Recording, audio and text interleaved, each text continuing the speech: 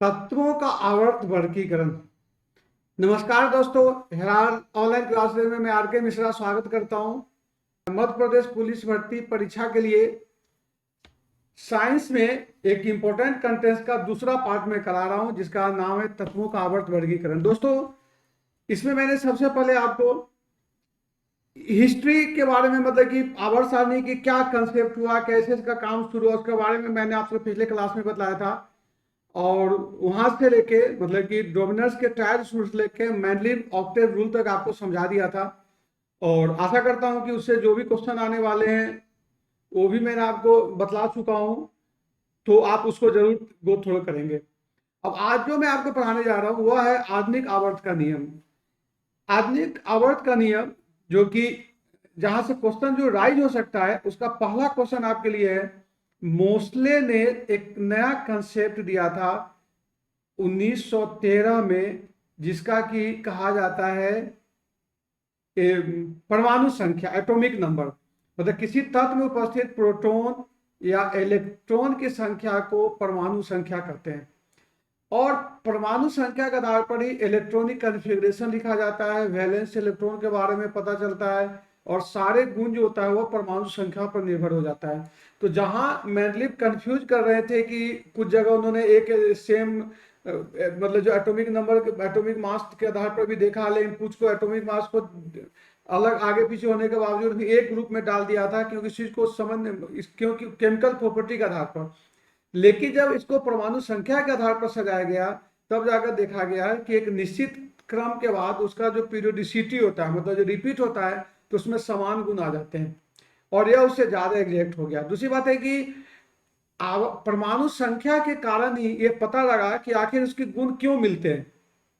क्योंकि आवर्त सारणी, मतलब एटॉमिक मास या परमाणु भार के आधार पर ये साइंटिफिक लॉजिक लगाना मुश्किल हो रहा था कि आगे उसका गुण मिलते क्यों है। ठीक है, परमाणु भार बढ़ रहा है, उसके बाद रिपीट हो गया, तो एक हीट एंड ट्रायल मेथड था। लेकिन परमाणु संख्या लॉजिकली मेथड दे दिया कि चूंकि एक निश्चित समय के बाद उसका इलेक्ट्रॉनिक कन्फिग्रेशन का रिपीटेशन होता है, रिपीटेशन होने के कारण उसका वैलेंस इलेक्ट्रॉन सेम हो जाते हैं। चूंकि वैलेंस इलेक्ट्रॉन सेम होते हैं तो उसका रासायनिक गुण सेम हो जाता है। इसीलिए एक बहुत ही इंपॉर्टेंट कंसेप्ट दोस्तों यहाँ है कि परमाणु संख्या को मौलिक गुण माना गया है। मैं कहीं लिखा भी हुआ, इसको आप देखना, जो मैं बोल रहा हूं कि किसी तत्व का मौलिक गुण मतलब फंडामेंटल गुण है, न कि परमाणु द्रव्यमान।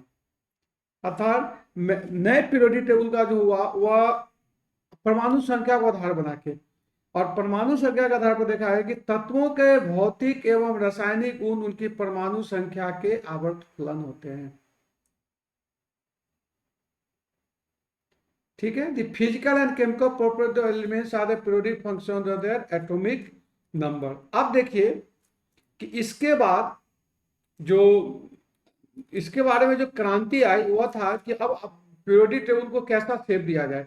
तो उसका जो सारे एलिमेंट को, करीब जब ये हुई थी उस समय करीब 118 एलिमेंट के आसपास अपने पास आ गए थे, तो उसको उसने अलग अलग आवर्त में बांट दिया और अलग अलग ग्रुप में बांट, मेंडलीव का क्रेडिट जाता है। जो उन्होंने ग्रुप और पीरियड जो नाम दिया, उसी ग्रुप पीरियड को यहाँ भी नाम रखा गया, लेकिन यहाँ इसका long form of periodic table के रूप में दिया गया, जिसमें कि 7 पीरियड हुए। पीरियड समझते हैं जो, जिसको ऐसे करके जो लाइन होता है इसको पीरियड बोलते हैं, मतलब ए पीरियड हो गया। ठीक है ना, तो पीरियड में 7 आवर्त। अब आपको 7 में जो प्रथम आवर्त है उसमें 2 ही एलिमेंट है, हाइड्रोजन और हीलियम। द्वितीय आवर्त में 8 एलिमेंट है, lithium, beryllium, boron, carbon, nitrogen, oxygen, fluorine and neon. तृतीय में sodium, magnesium, aluminium, silicon, phosphorus, sulphur, chlorine and argon. चतुर्थ में आपको सबका तत्व का याद नहीं करना, आपको देखना है जो आपके लिए इंपॉर्टेंट है वह है कि पहला में 2 है, दूसरे में 8 है, तीसरे में 8 है, उसके बाद 18, 18 और 32, और एक कहिए तो इनकम्प्लीट ही है। ये आपके लिए ज्यादा इंपॉर्टेंट है कि फर्स्ट आवर्त में 2 एलिमेंट, दूसरे में 8 एलिमेंट, तीसरे में 8 है, चतुर्थ में 18, पंचम में 18, षष्टम में 32, और उसके बाद फिर नेक्स्ट जो है 32 हो गया, और उसके बाद नेक्स्ट जो है उसमें भी 32 ही है, एक करके सप्तम में। और उसके बाद जो प्रत्येक आवर्त के जो प्रत्येक आवर्त की शुरुआत में क्षार धातु है, जैसे hydrogen, lithium, sodium, potassium, rubidium, caesium, francium. इसको याद करने का बहुत अच्छा तरीका है कि हलीना को रब से फरियाद। हलीना मतलब हाइड्रोजन, लीन का मतलब लिथियम, ना का मतलब सोडियम, को मतलब पोटेशियम, को रब से रुबिडियम, रूबी को रब से मतलब सीजियम, और फरियाद का मतलब फ्रांसियम। ऐसे हम लोग याद करने की तरीका लगा देते हैं। जैसे दूसरा को अभी अभी बता देता हूं कि बेरिलियम जो होता है ना, सेकेंड ग्रुप, उसको बेटा मांगे कार स्कूटर बाप रोए। ठीक है ना, इस ढंग से याद करने का बहुत सारे ट्रिक्स है, लेकिन आपके पास कम टाइम है, इसलिए आप उसमें मत उलझिए। आपको जितना बतला रहा हूँ आपके क्वेश्चन बेस्ड है, उसको फोकस कर लीजिए कि बेटे क्या हो गया, 2 8 8 18 18 32 32, और जो सेवेंथ है वो अभी तक इनकम्प्लीट है। अब उसके बाद एक दूसरा इंपॉर्टेंट है कि प्रथम आवर्त में, आवर्त की प्रथम शुरुआत जो होती है वो क्षार धातु से होती है, और जो अंत होती है वह कहां से होती है, निष्क्रिय गैस से। दूसरा है कि एक ही वर्ग के, अच्छा वर्ग देखिए, वर्ग का जो है कि इसको इधर की ओर जो लाइन लेते हैं उसको वर्ग कहते हैं, ठीक है ना। तो एक ही वर्ग के सभी तत्व एक, अच्छा आवर्त सारणी में 18 कॉलम है, वर्टिकल कॉलम, जिसको पहले 1A 1B 2A 2B के नाम से जाना जाता था, लेकिन अब जो उसका है कि एक कर दिया है, 1 से 18 तक। और एक ग्रुप के सभी एलिमेंट के रासायनिक गुण समान होते हैं। क्यों समान होते हैं, क्योंकि इनकी वैलेंस इलेक्ट्रॉन समान होते हैं। क्योंकि आपको पता है कि रासायनिक अभिक्रिया में वैलेंस इलेक्ट्रॉन ही भाग लेते हैं। और उसके बाद एक इंपॉर्टेंट पॉइंट हो गया, क्या क्या याद करना हो गया, 18 कॉलम है, वर्टिकल कॉलम है। दूसरा आपको याद करना है कि वैलेंस इलेक्ट्रॉन के समान होने का, उसके इलेक्ट्रॉन उसके रासायनिक गुण समान होते हैं। तीसरा आपको याद करना है कि 1 2 और 13 17 को नॉर्मल एलिमेंट कहा जाता है, और इसके बाह्य कक्ष अपूर्ण होते हैं, इसीलिए रिएक्टिव होते हैं।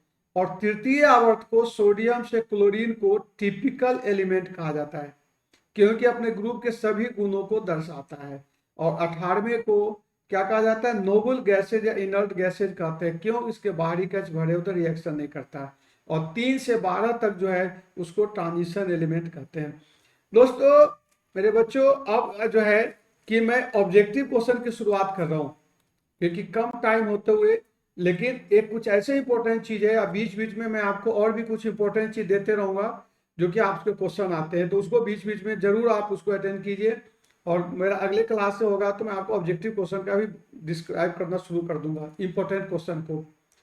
अब देखिए कि छठे आवर्त में जो होता है उसमें लेंथेनाइट भी कहा जाता है। छठे, अब क्या याद करना है कि छठे आवर्त में लेंथेनाइट को रेयर अर्थ एलिमेंट भी बोलते हैं। और नेक्स्ट जो है उसको एक्टिनाइट, थोडियम से लेके उसको एक्टिनाइट बोलते हैं। इसको अच्छा, इसको इनर ट्रांजिशन एलिमेंट भी बोलते हैं। और शून्य वर्ग को, जिसको कि आज के डेट पर 18वें वर्ग कहते हैं, उसको हम उत्कृष्ट गैस कहते हैं। अब इलेक्ट्रॉनिक कन्फिगरेशन के आधार पर भी आवर्त सारणी को बांटा गया है। जैसे इसको 4 भागों में बांटा गया है। पहला है S block element, P block element, D block element और ए ब्लॉक एलिमेंट। लास्ट इलेक्ट्रॉन जो जहां जाता है उसके आधार पर इसको बांटा गया है। जैसे मैं आपको बता दूं कि यदि आप सोडियम लेते हो, इसका इलेक्ट्रॉनिक कन्फिगरेशन है 1s2 2s2 2p6 3s1। तो चूंकि इसका जो लास्ट इलेक्ट्रॉन है वह ए है, इसीलिए इसको हम एस ब्लॉक एलिमेंट कहते हैं। इसी ढंग से दूसरा ले लीजिए, कार्बन ले लीजिए। पी का एग्जांपल देता हूं कि कार्बन में क्या होता है, कार्बन इलेक्ट्रॉनिक कन्फिगरेशन कितना है 6, सॉरी एटॉमिक नंबर 2, तो कितना हो जाएगा 1s2 2s2 और 2p2। तो चूंकि इसका अंतिम इलेक्ट्रॉन जो है वह पी में जाता है, तो इसको हम पी ब्लॉक एलिमेंट कहते हैं।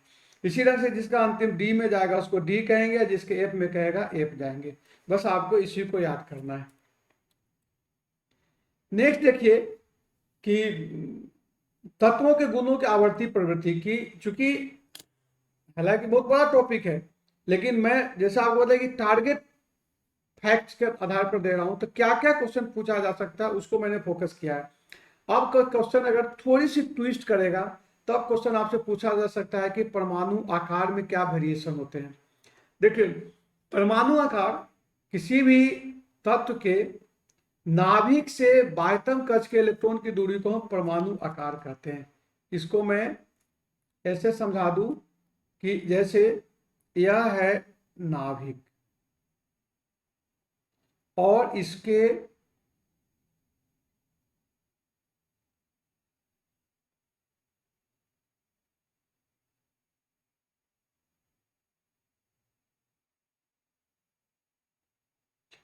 तो यहां से ये जो दूरी है इसको हम आयनिक परमाणु का आकार कहते हैं। अब पीछे की ओर आए तो एटॉमिक रेडियस कहते हैं। आवर्त सारणी में किसी बाएं से जाने पर, जैसे आवर्त कैसे जाते हैं, लेफ्ट टू राइट से, परमाणु संख्या तो बढ़ती है लेकिन परमाणु त्रिज्या छोटी होती जाती है। क्यों? क्योंकि जैसे कि उसमें क्या आता है कि एटॉमिक नंबर बढ़ रहा है, तो एटॉमिक नंबर बढ़ने के कारण न्यूक्लियर चार्ज बढ़ता है, और न्यूक्लियर चार्ज बढ़ने के कारण जो बाह्य कक्षा के जो इलेक्ट्रॉन है उसको अपनी ओर खींच लेता है, खींचने का उसका साइज में कंट्रैक्शन होते रहता है। इसीलिए यहाँ लिखा भी होगा, मैं सारा कुछ लिख दिया हूँ कि जो जो बढ़ती है परमाणु त्रिज्या जो है वह, देखिए जो जो परमाणु त्रिज्या छोटी होती जाती है, इसका क्या, किसी आवर्त से दाएं पर नाभिक के धन आवेशों की संख्या बढ़ती जाती है।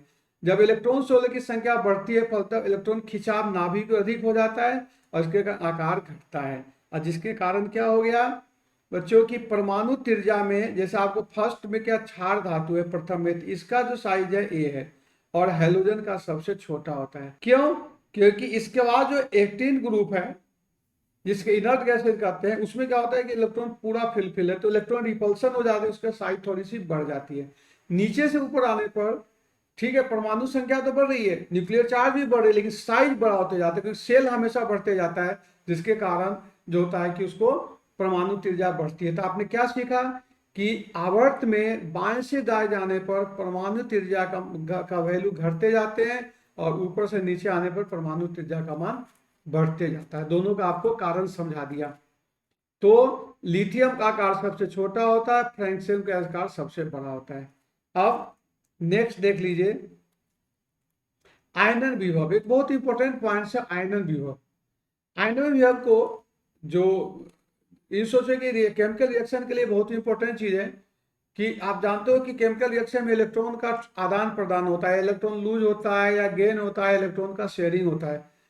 तो आयनन विभव किसी भी गैसियस विलगित परमाणु का मतलब परिभाषित शब्द है कि से एक इलेक्ट्रॉन को निकालने के लिए, मतलब एक इलेक्ट्रॉन को निकालने के लिए जो ऊर्जा की आवश्यकता होती है वो आयनन विभव होता है। तो कहने का मतलब कि जिसको कम ऊर्जा की आवश्यकता होती है इलेक्ट्रॉन को निकालने के लिए वो उसका केमिकल रिएक्टिविटी ज्यादा हो जाता है, और जिसमें ज्यादा ऊर्जा की आवश्यकता होती है उसका केमिकल रिएक्टिविटी कम होता है। एक ए भी फैक्टर है, क्योंकि और भी फैक्टर वो डिपेंड करते हैं, लेकिन एक फैक्टर ए भी है। अब जैसे सिंपल है कि लिथियम सोडियम पोटेशियम है, अब इसके लास्ट में एक इलेक्ट्रॉन है, इसका जो इलेक्ट्रॉनिक कन्फिग्रेशन आप देखेंगे तो जैसे सोडियम का देख लीजिए 2 8 N 1 है। अब इसका साइज भी बड़ा है, तो यहाँ देखिए कि इस ए स्टेबल कन्फिग्रेशन है और यह कम स्टेबल कन्फिग्रेशन है, तो ये चाहेगा कि कितना जल्दी हो कि इसका इलेक्ट्रॉन को हटा दिया जाए। तो इसको इलेक्ट्रॉन को हटाने के लिए फिर भी कुछ तो कुछ ऊर्जा चाहिए, उस ऊर्जा का मान हम आयनन विभव कहते हैं। स्पष्ट है कि जब न्यूक्लियर चार्ज ज्यादा होगा तो इलेक्ट्रॉन को निकालने के लिए ज्यादा ऊर्जा की आवश्यकता होगी, तो आयनन विभव का मान ज्यादा हो जाएगा। और अगर न्यूक्लियर चार्ज कम होगा तो बाह्यतम कक्षा का जो इलेक्ट्रॉन है वो लूजली बॉन्डेड होगा, इलेक्ट्रॉन को अपना जल्दी हटा सकते हैं। इसी चीज को मैंने लिख कर दिया हूं आपको, इसको ध्यान से समझिए कि किसी गैसियस परमाणु में सबसे कम दृढ़ता से इलेक्ट्रॉन को निकाल देने के लिए धनायन बनता है और इसके जो आवश्यक ऊर्जा होती है उसको हम आयोनाइजेशन कहते हैं। अब रहा, किसी आवर्त में बाएं से दाएं जाने पर नाभिक में धन आवेशों की संख्या बढ़ती है, जबकि इलेक्ट्रॉन शेलों की संख्या में वृद्धि नहीं होती है। अतः इलेक्ट्रॉन अपने आकर्षित खींच कर रहता है। इलेक्ट्रॉन निकालने के लिए अधिक ऊर्जा की आवश्यकता होती है। फलतः लिथियम का आयनन विभव सबसे अधिक होता है और फ्लोरीन का सबसे कम होता है। मतलब बाएं से दाएं आयनन विभव का मान बढ़ते जाता है। अब नेक्स्ट है ऊपर से नीचे जाने पर। ऊपर से नीचे जाने पर साइज तो बड़ा होते जाता है, तो साइज बड़ा होते जाता है, बाहरी इलेक्ट्रॉन जो लूजली बॉन्डेड होता है तो इलेक्ट्रॉन को जल्दी हटा सकते हैं, इसलिए ऊपर से नीचे जाने पर आयनन विभव का मान घटता जाता है। इसलिए lithium, sodium, potassium, rubidium, caesium, francium में सबसे ज्यादा स्टेबल कौन है, सबसे ज्यादा रिएक्टिव कौन है, फ्रैंकियम है। नेक्स्ट एक टर्म है वैलेंस इलेक्ट्रॉन। वैलेंस इलेक्ट्रॉन को मैंने जैसे बताया कि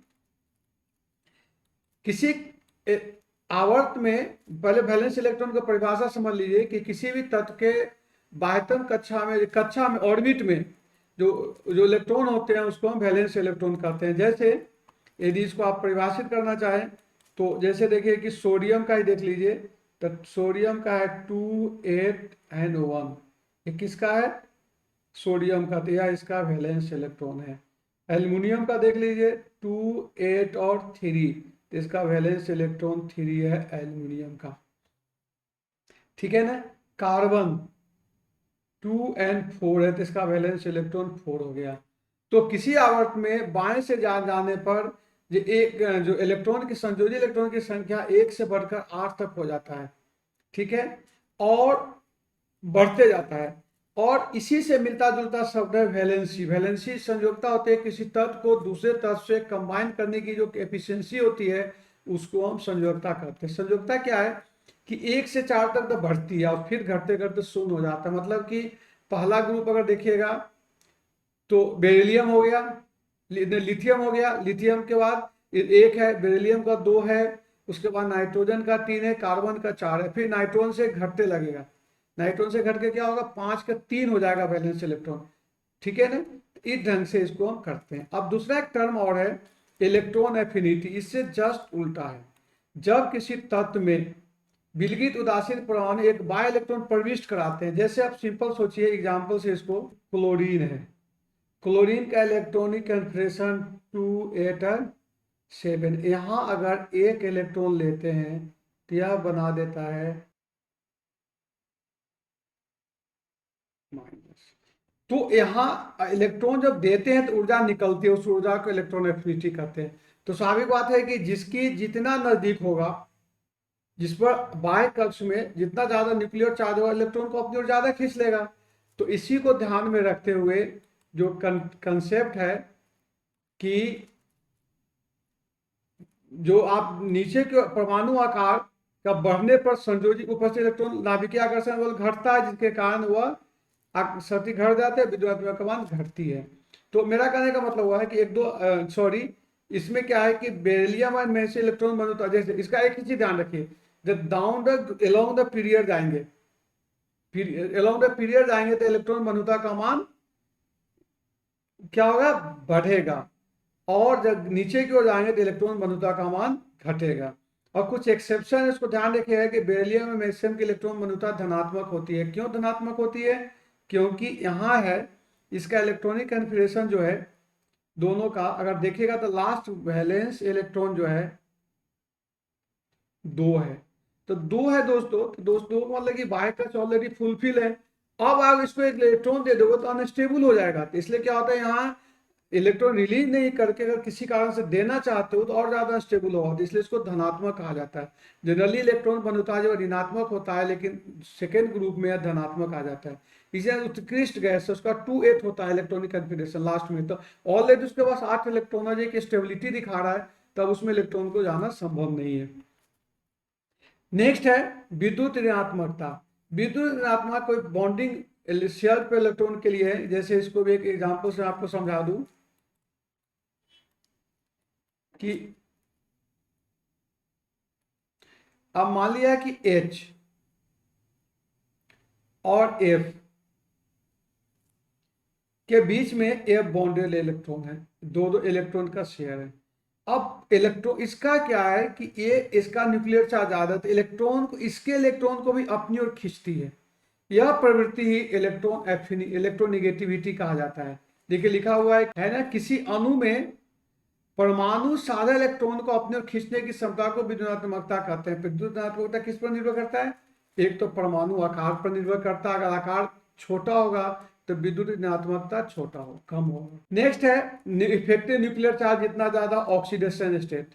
अब जैसे बताया कि वर्ग में क्या होता है, ऊपर से नीचे जाने पर, इसमें भी वही गुण है कि ऊपर से नीचे जाने पर आकार बढ़ता है, विद्युत ऋणात्मकता का मान घटती है, आवर्त में जाने घटता है, नाभिकीय आवश्यक विद्युत ऋणात्मकता का मान बढ़ती है।